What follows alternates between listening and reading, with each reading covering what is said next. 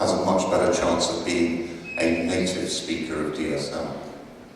And in fact, those two words, immigrant and native, were first coined by a guy called Mark Prensky. Mark Prensky does a lot of work with digital technologies and games in education.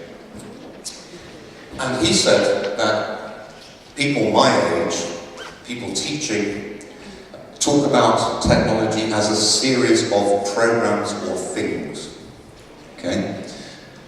In linguistic terms, we talk about technology as nouns. We talk about printers and hard drives and things not working. So we immigrants, we don't see technology as a particularly active or creative thing. And that's very important when it comes to teaching. The digital natives, in the second paragraph, the younger people, they tend to talk about things using technology using verbs. So they talk about copying and illegally downloading and plagiarizing and all sorts of other things. And whether you like those things or not, they are actually active things rather than passive things. So basically, the big point here is that we're talking different languages, or at least we're not talking the same language at the same level. And it's that gap between teacher knowledge and learner knowledge that makes the difference. So that's the first thing. What is digital literacy? What I'd like to do is just to explore that a little bit further. And this slide is based on a very, very good book that's written by a colleague of mine who works in Western Australia.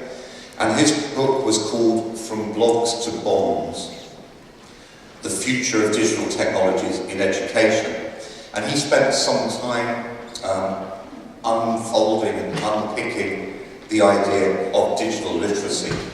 And the first literacies he talked about were print and texting literacies. And I guess none of us really has a problem with print literacy, right? We all grew up with that. We all know how to read books and magazines and newspaper articles, and even on screen now. But then he talks about texting literacy, which is another kind of text-based literacy. Mobile phones, and all those terrible shortened words and slang words that people put in their SMSs when they send them.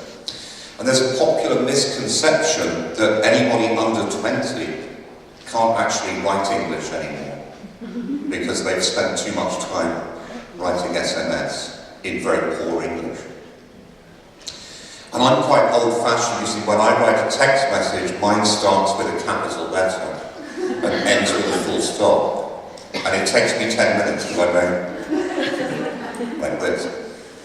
But there's a great linguist called David Crystal who did a lot of research into the kind of language used on the internet and used in mobile phones. And it turns out that even young people in English, a maximum of any text message, a maximum of 10% of any text message they send is not in standard correct English.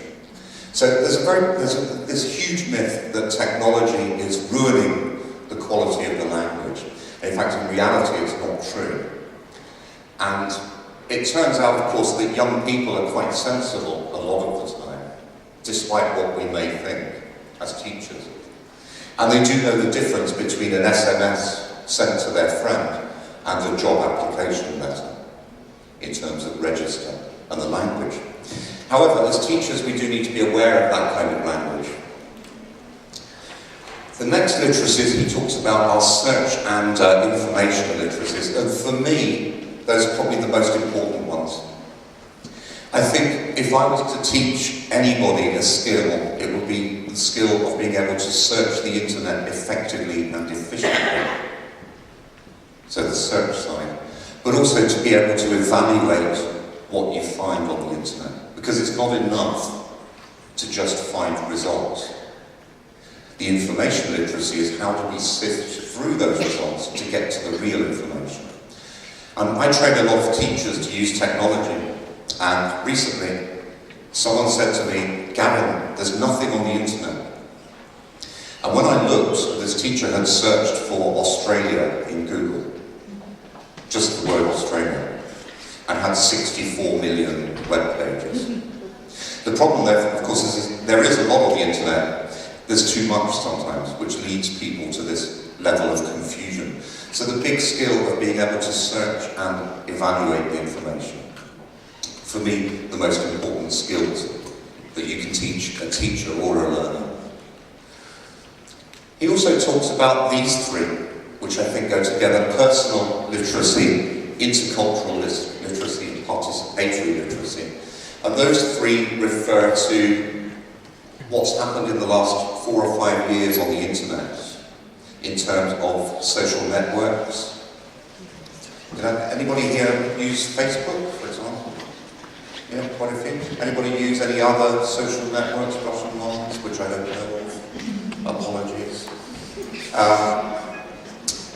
So here we are, we have our Facebook pages. And what do we do with our Facebook pages? We put photographs up, information about our lives, what we're doing, photos of the last party we went to.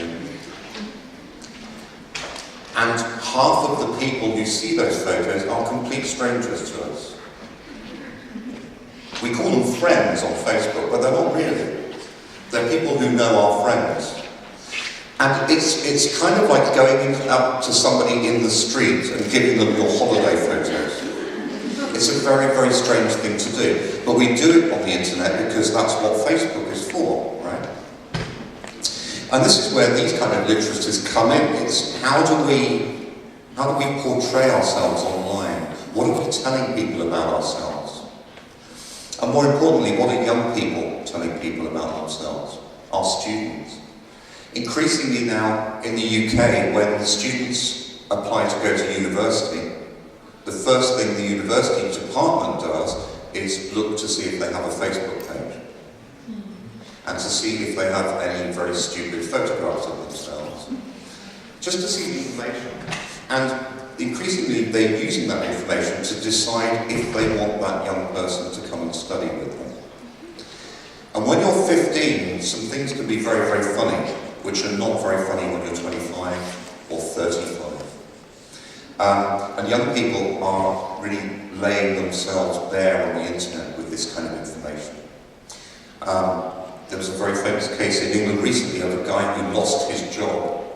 Because on his Facebook status he said, I'm going to have a sick day today. I'm going to stay at home and have a sick day. But he forgot, of course, that one of his friends on Facebook was his boss. And he lost his job.